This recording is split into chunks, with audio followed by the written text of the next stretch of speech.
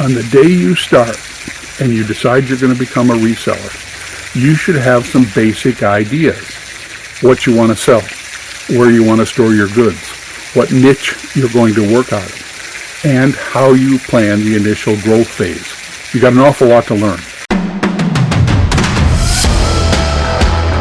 Good morning. We're going to talk a little bit more about the phases of reselling. And I want to focus this morning specifically on A, starting up, and D, phasing out and retirement. Because on the day you start reselling or starting any business, you should have some idea of what your goal is. Why are you about to engage in this activity? What do you expect to get out of it? How are you going to go about it? But as soon as you can, you should think about it in the long term. How are you going to grow? How are you going to expand? If you're successful early on, are you going to put back into the business? Are you going to keep pushing? Are you going to be able to effectively retire, have some money in your pocket? Or is your goal simply to improve your life as it continues? Now, in some previous videos, I used the example of the Pep Boys, Manny, Mo, and Jack. And I think they're an excellent story to study for several reasons. They got out of the Navy after World War I, and in short order, they looked around and they decided there was an opportunity. The opportunity they were presented was selling parts and accessories for the growing automobile industry. Because by 1921, there were some 2 million cars in America already, and it was changing the face of America. Literally, the society was changing. It was becoming more mobile. People were no longer relying on horse-drawn transport. It was about 10 years into the Model T that Henry Ford introduced. Model T was produced for about 20 years, and 1921 fell about in the middle. So Manny, Mo, and Jack, and their partner, the other Mo, they looked around and they said, if we pool some money, we can start up a business. We can grow.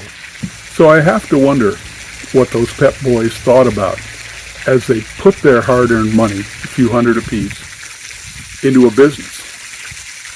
Were they thinking short-term, long-term? It does make me wonder. I wish they were around in an era where video interviews had been common. I would have liked to have heard from the original Pep Boys about what they were thinking about when they opened the first store in Philly. I'd like to think about what they thought as those little shops grew into a nationwide chain. Now, I'm not telling you reselling is going to lead to a nationwide chain, but it should get you what you want it to. Otherwise, you should reevaluate it and give some thought to, should I move to a different niche? But they were 4 Navy friends who got out. Now, they had some advantages. For instance, they were young. They were in their 20s, early 20s. So they were probably full of energy. Now, you may be retiring, because if you're deciding this week or recently to start reselling or to start up any other business, you've got to take a look at where you are in your life. You know, did you retire? Were you made redundant and downsized? Did your business close down? Are you a single mom working from home? Did you take an injury that means you can no longer stand on a floor from 9 to 5, either in a factory or a retail store, and you're looking at reselling? And it may be because you've looked on YouTube and you see other people who seem to be doing it successfully. And that's an interesting point in itself. When you're thinking about starting a business like reselling, look for those people who have gone before you in your niche. Now, I wouldn't look towards someone like Henry Ford in 1921, because being 10 years into the Model T, he probably can't even relate to you if you were just starting your business. He's so far beyond just starting. So look for people who are a little bit further along that path than you are. Look for people who have had some success, who will tell you about their failures and their setbacks, and maybe you can save some time and some heartache by taking a look at the lessons they learned the hard way. Are you getting enough out of what you're thinking about doing to keep going?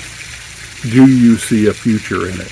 Should I move to a different business? Should I go back to working 9 to 5? Those are all important questions to ask. And we're going to take a look at that in more detail.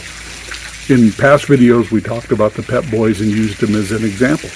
In this video, we will some more. In future videos, we may relate back to that story.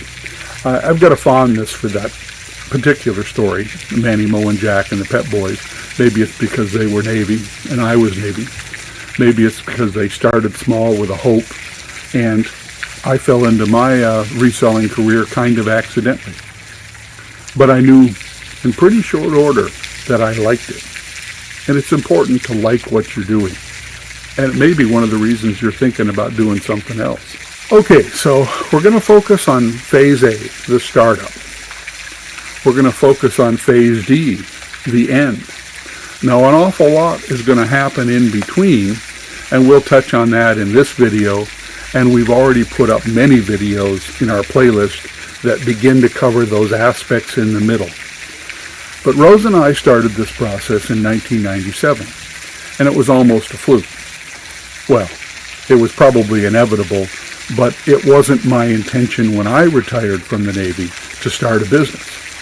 I was focused on clearing some land and building a log house with this vague idea that at some point I would need to decide what I wanted to do because I was only 38.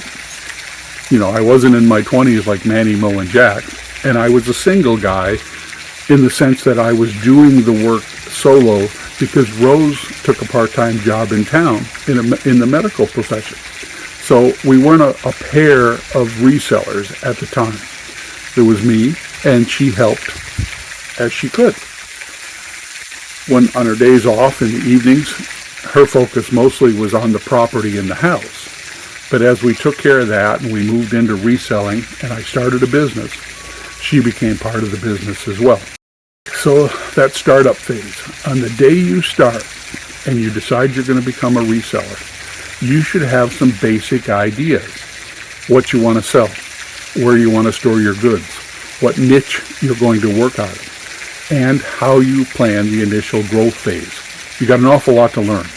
Shipping, packing, listing, dealing with the carriers, dealing with eBay. And like I say, we've got lots of videos that have begun to talk about those aspects.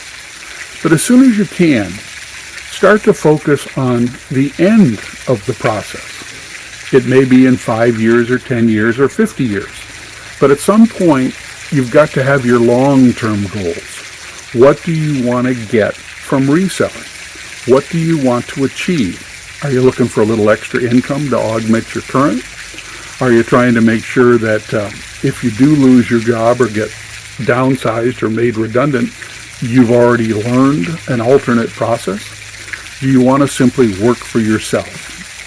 And all of those things are important, and they're all potential long-term goals. Now, most of us in this reselling game, we're not going to tap out and become millionaires. But there's opportunity here. For Manny, Mo, and Jack, they put in some money at the beginning, and they started dealing with the questions you'll have to deal with if you're just starting. What to sell, where to find a location, what to source, how to grow. Happens to us all. What niches? Well, they picked automotive. I've stayed as a generalist. You may have a specific idea in mind because it may transfer from a hobby or something else you're already engaged in. Interestingly enough, it wasn't Manny's first time. He had actually tried to start up an auto parts business a couple of times before he went in with his buddies, and they took it even more serious and they upped their game. So failure and setback may also be a part of your story. And as you look at YouTube people who give you advice, who tell you their stories, don't shy away from the people who made mistakes. You can learn as much from someone who tells you what not to do as you can from someone who tells you what to do. Those lessons may be more valuable because they've paid a price to learn the hard way how to avoid mistakes or how not to repeat the same mistakes. There are plenty enough mistakes available to you out there. There's no reason to repeat the same ones over and over again. In fact, they say that's the definition of insanity. If you keep doing the same things over and over, expecting a different result, the definition of insanity. And there's plenty of new opportunities to make mistakes. So don't repeat them. Learn from them. And if you can learn from someone who's gone before you and their mistakes and what to avoid, even better, because they spent their money. You don't necessarily need to spend yours. Okay, so Phase D. This channel will talk about reselling in retirement and retirement, because eventually, if you live long enough, you will age out of this just as you've aged out of other things in your life. You put away childish games? I'm not so sure about that. It needs to be a little bit of a child in all of us. But the idea that you've also got to be adult enough to put your goals in place and to work towards your goals. But don't treat it too serious. I'm Brian, Cabin Fever Reselling. I'm at the lake. They're still running the fountain. That should be shutting down within a week or two because we're in the middle of September, rolling towards the rainy season. So we got a lot of chores to do, a lot of things we want to wrap up before the rain starts.